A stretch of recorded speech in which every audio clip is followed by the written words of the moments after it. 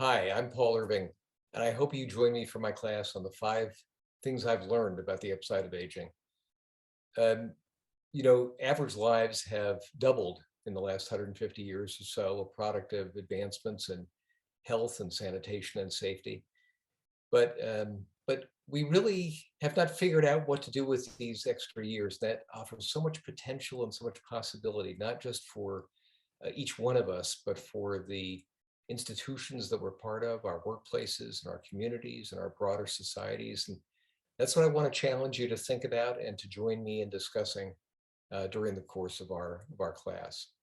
The 5 things I've learned include uh, that more years mean new possibilities for work and learning and exploration and rewarding new relationships. What we all know is that traditional retirement, getting that gold watch and a nice pat on the back as one walks out the door at 55 or 60 or 65 just doesn't make sense anymore, and that we have to rethink it and rethink it together.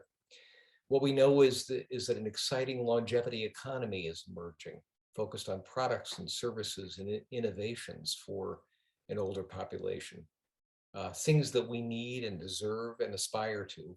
And again, what an opportunity not just to realize more from our lives, but for economic growth and prosperity, and for opportunity for younger people as well. What we know from the pandemic is that despite all the risks that older adults faced, the increased risk of hospitalization, the increased risk of death, paradoxically, older adults were the most resilient age cohort in the population, and that's a product of experience, of the realization that we can survive loss, having been bumped around in our past lives.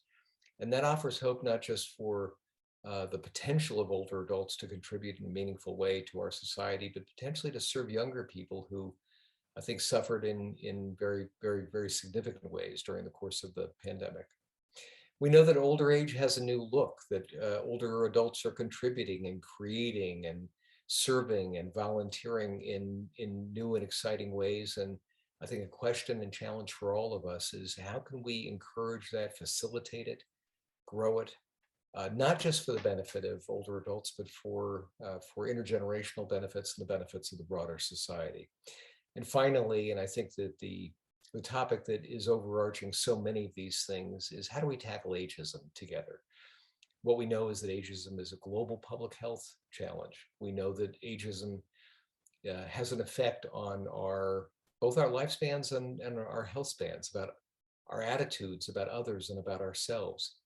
It constrains our ability to realize our potential and our possibilities. And there are really exciting and I think very hopeful signs that we can make progress on this, with help from Madison Avenue and Hollywood, and a lot of others who are beginning to think about new ways to realize the possibilities of our additional years. So again, I'm Paul Irving.